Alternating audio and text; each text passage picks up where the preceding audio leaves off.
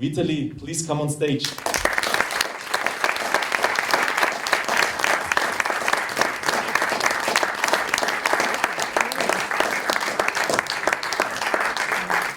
Vitaly, so nice having you here in Germany, in Bavaria. We are really impressed about your planet Elbrus.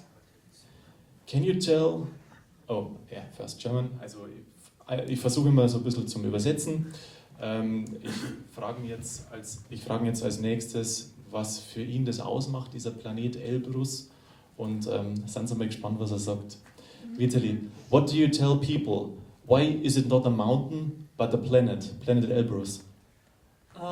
It's hard to describe it just like very fast in a few words, but for me, first of all, it's home. This is the place where I grew up, and this is the place where we learned to move to the mountains, like to live with the mountains together. And as as we said in the video, it's a very super remote, piece of world. Somewhere like other people don't know what the Caucasus is like. It's somewhere in Russia. But yeah, to me, it was always like another planet because you can literally feel it. It's this very small climbing and skiing community, like 20, 30 people in the valley who like do guiding and like skiing. But when you're in Elbrus, it's a big dormant two-summit volcano, and you stand at 3,800 meters in the high camp, and you can literally see these. From the summit, the horizon looks like it's roundly shaped, and like wherever you go. Again, like, as we said in the video, like the cross is past, you are the only one person until the next horizon. There are no huts, there are nothing else, and you feel it yourself on the moon. That's why I created hashtag a few years ago. I make a small cut because I can't remember everything that you said. Yeah. Sorry, guys. Das ist ein bisschen früh. Haben Sie das alles gemerkt, was er gesagt hat? Also, für ihn ist es natürlich Heimat, das sagt er jetzt wieder. Und ich weiß auf dem Vorgespräch, wo ich mich mit ihm unterhalten habe, für ihn ist es so was Mystisches. Ich glaube, is it also because it's kind of isolated from the exterior world? It's not isolated, no, but it's... Okay, also ich wollte... ich habe das so, oder ich nehme es so wahr, als ob es für ihn isoliert wäre von der Außenwelt ein bisschen, aber ist anscheinend nicht. Aber er beschreibt es ja, als ob er da alleine wäre. Ewige Weiten, wenn man den Horizont überblickt. Und dass es einfach so was Besonderes ist für ihn, so was Einsames. Vitaly, yes. Go on. Should I continue? Yeah. Yeah, so I keep answering the question why I spawned in Elbrus. Yeah, it's very, it's a super unexplored place on the, but the place that the other world doesn't really know much about. Like Iceland is a very isolated place as well, but like the whole world knows about it. But Elbrus is something like people don't know what it is. Like it's it's super unexplored. Most of the peaks unclimbed, most of the passes like uncrossed, and you just Also er sagt, das ist eine Gegend, die einfach noch nicht so erforscht ist. Er sagt, muss ich nachher fragen, jetzt sagt er isoliert, also Island ist auch isoliert, aber ist wohl bereist, der Kaukasus eben noch nicht, und das ist was Besonderes, was ausmacht. Vielleicht auch ein Tipp nebenbei, der da interessiert ist, vielleicht die nächsten Jahre hinfahren, weil wenn da auch wieder so viel los ist, dann ist er nicht mehr so das Schöne, dann ist er wie bei uns in den Alpen. I just said that the audience should go to your place and visit the pure nature, because if it gets known better, then all the people will come and it will be as crowded as in our Alps. Before to film this film, guys, we were filming with a Canadian filming company coming from Whistler. And Whistler, most of you should know, it's a climbing, skiing, mountain biking, like mecca on the planet. And the filming crew came to the Caucasus, and we reached the lodge during the night, and then they woke up in the morning, and they looked in the window, and they were like, wow, like, what have you got here? Because you can ski tour for 20-30 minutes from the lodge, and then you are like in front of like 4,500 meter wall. It's a really big mount, and they were super extremely surprised. And one second. And then these guys keep traveling, like in Alaska, like in Canada, they were all over, but they were super extremely surprised. Like they have never seen anything like that before. Them. So basically, that's why it is Planet Elbrus. It's something you never see before. It's something really different, really unique. Also er hat auch davor schon ein Filmteam aus Kanada dort gehabt, aus Whistler, sehr bekannter Ort. Und das waren Leute, die alles, so sagt er ungefähr sinngemäß, schon bereist haben und schon so viel gesehen haben. Und die haben dann ihn besucht im Planet Elbrus. Und dann sind sie aus der Lodge raus und dann haben die gesehen, boah, 20, 30 Minuten entfernt, auf einmal geht da eine 5000 Meter hohe Wand hoch und für die war das was sehr, sehr Besonderes und er sagt halt, das ist deswegen eigentlich so der Wahnsinn, weil die eben aus so einem schon extrem tollen Gebiet eben herkommen und schon so viel gesehen haben auf der Welt. You are a good translator, I gotta say. I try. Haben Sie eine Frage? Jawohl, der Florian. What was the name of the company? The Canadian one? It was Sharper Cinema. It was Sharper Cinema, yeah. Okay. And it was a very small filming crew, basically like one guy of Sherpa. So it's a former Sherpa. His name is William Binet. Ah, okay. Yeah. So yeah, there was the guy who was making the film. It's called The Russian Odyssey. It's already live, I guess, on YouTube, so you can guys watch it. It's beautiful as well. Genau, danke. How many people do visit your place in the season? Also die Frage ist, wie viele Leute das eben Planet Elbrus besuchen? During the climbing season or during the skiing season, like winter or summer? Like both. Both. I mean, we keep the company very small, and we like to keep it that way. So particularly with our company, about like 400 people visit like Elbrus a year. But during the climbing season, it's one of the 7 summits. So for most of you guys who don't know, 7 Summits program is like the highest peak on each continent of the world. So a lot of people like chase this program. And because Elbrus is one of the 7 summits, during the climbing season, which is usually June, July, and August, it gets pretty busy. And like thousands of people like arrive to climb it. But with us, we keep it small. We provide really good quality to our guests, so it's like about 400 guests. Yeah. Also wie viele Leute das besuchen? Er sagt, Saison ist Juni, Juli, August, also die Bergsteigersaison, die Klettersaison. Und es kommen Tausende, bei ihm sind es 400. Er hat im Vorfeld, darf ich dazu sagen, gesagt, dass er keine größeren Gruppen als 8 Leute macht, weil er einfach den persönlichen Bezug zu den Leuten mag und denen er ein schönes Erlebnis geben mag. Did you answer the question regarding the winter season? Yeah, I mean, the question was like for both seasons, for winter and summer, yeah. What did you say about the winter season? The winter season, I mean, like, it's a little bit less crowded than summer. So like 250 guests, 300 guests arrive to climb Elbrus, just like normally without skis. The ski touring season is usually May, like 1 month, because the avalanche danger is not very high already. And like people come with skis to ski down from the very summit.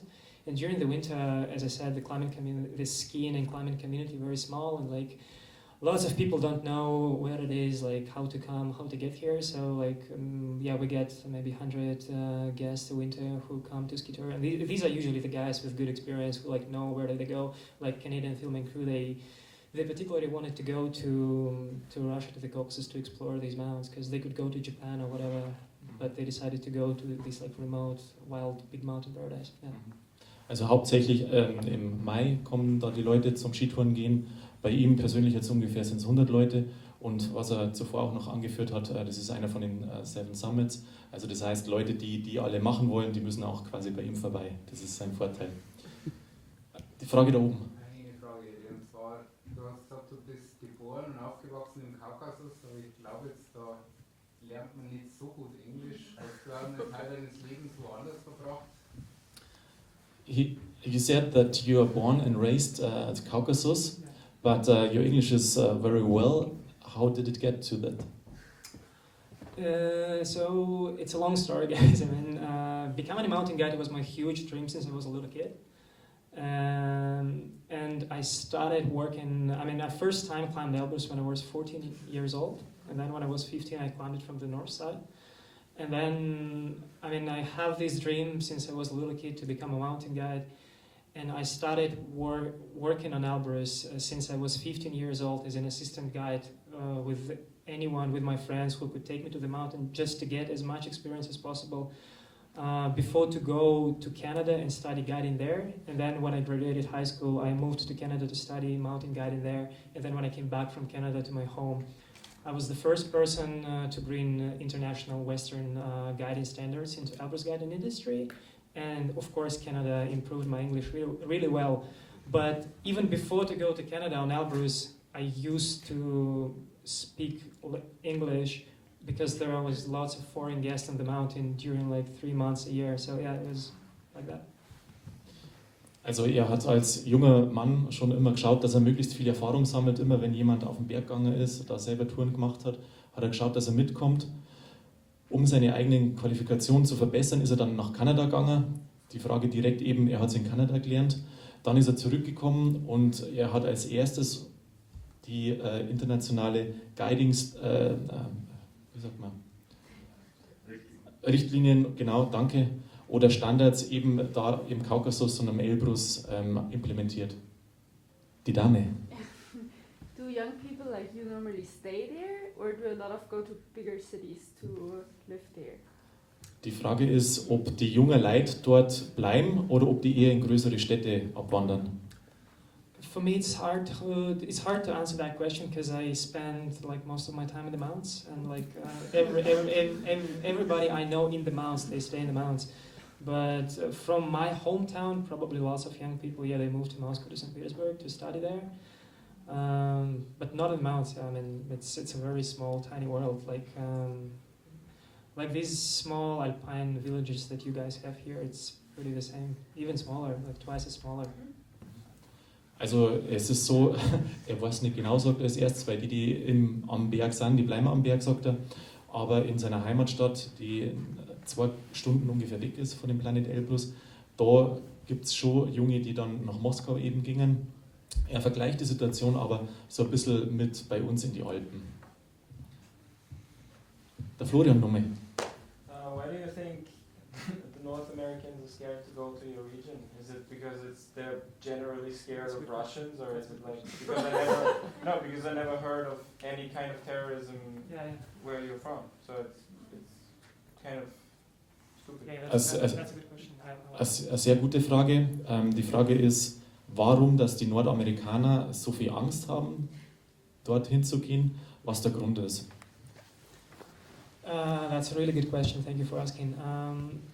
The Canadian, American, and Australian government websites, they have this information on their websites, so it's like a dangerous area to go because when the Soviet Union collapsed, like 20 years ago, it was a total mess in the country. There was no government at all. There were like these conflicts in the Caucasus area, and that's why they put this information, because they didn't want their citizens to go to the places where there is basically no government, because they didn't know with whom to operate together if something happens with their citizens, because basically there was no government. It was a mess in the country. But then when it became Russia again, the situation is completely changed, and right now Elbrus is one of the biggest national parks in the country. But for some reason, the situation has been fixed 20 years ago, and they still didn't update this information. And every single time we get an American or Canadian or Australian guest or a booking request through the website, they always ask us, is it safe to go? And I always say yes. And we even made a special video interviewing our guests. We say, yeah, I'm in the Caucasus, and it's a beautiful land. Because I don't know why they still have this information. I have no idea. It's a political games, and unfortunately we get affected by that. So. Also er meint ca. 20 bis 25 Jahre, als damals die UdSSR auseinandergebrochen ist, da haben die Nordamerikaner keinen Ansprechpartner mehr für ihre Bürger gehabt drüben, weil die schauen ja immer, dass wenn da was los ist, dass dann auch eine Kontaktstelle haben. Und dann haben sie es damals eben so eingeordnet, haben quasi eine Reisewarnung ausgesprochen, und das ist jetzt seitdem noch gültig. Er weiß nicht, warum das nicht geändert wird, und findet es natürlich schade und sagt auch, dass das doch die Region auch beeinflusst. Aber er betont nochmal, es ist sicher. Das ist ja das, was dann die Nordamerikaner immer per E-Mail fragen oder bei der Buchungsanfrage, und er versichert immer, das ist sicher, und ich glaube, er hat ja immer noch sicher alle abgebracht. Yeah. Is there something you want to say?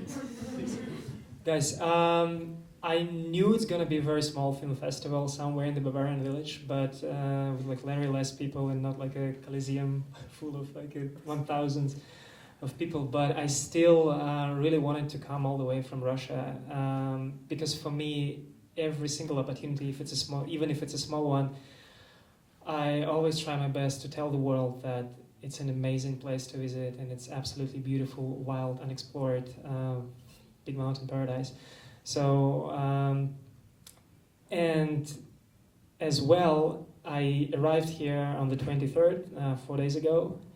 You guys live in absolutely beautiful place as well, and the climbing community here is amazing. The people are so nice, and it was a pleasure spending these 4 days here.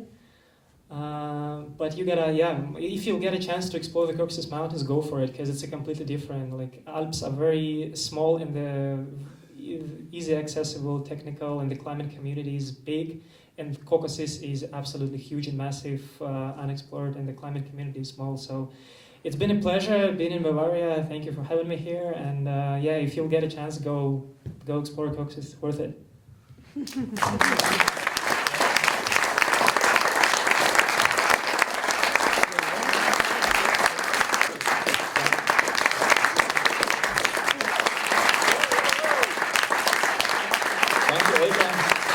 Thank you very much.